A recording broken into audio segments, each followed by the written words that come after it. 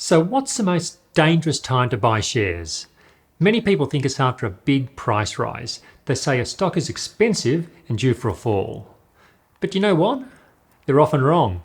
A stock in an uptrend often keeps rising. The most dangerous time to buy, well, it's probably going to surprise you. It's not when prices are high, it's when they're low. And the reason for this is that stocks that have been falling, they often fall further. In this video, I'm going to tell you about bear market rallies.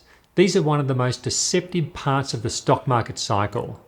And if you don't have a plan to avoid them, well, there's a very real chance that they're going to cost you money.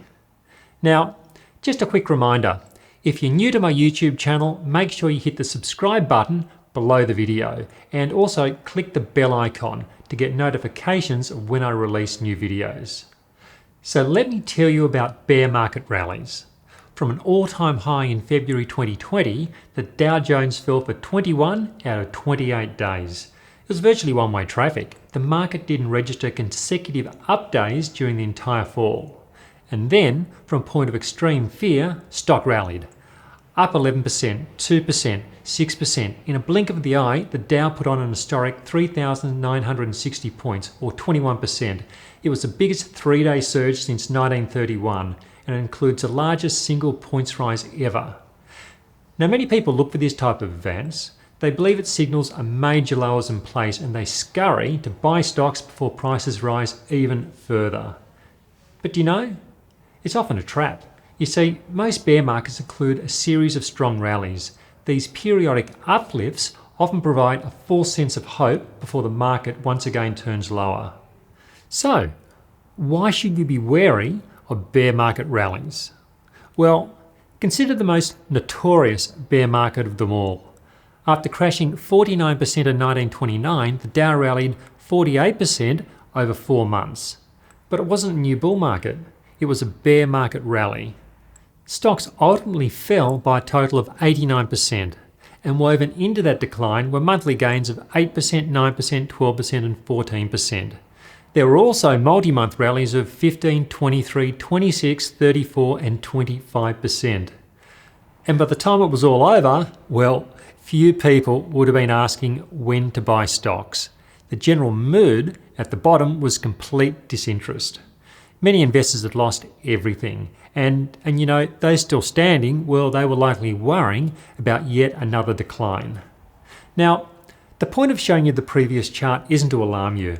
Every bear market is unique in size, in duration, and the course it takes to get to the bottom. While they all have similarities, no two are the same. The point is to show you the deceptive nature of bear market rallies. You'll only know the final low in hindsight. Here's a more recent example of a bear market. This is the All Ordinaries during the global financial crisis. It shows the market at both its peak and the eventual low. I've marked some key rises and falls within the decline. Now, have a look at the rallies. Up 16%, 18%, 9%, 10%, 16% and 17%. Any of these could have been an emerging bull market, but they weren't. And that's what makes these periods so hard. While a bear market rally may look and feel like the real thing, it's not. The market eventually gives back all the gains.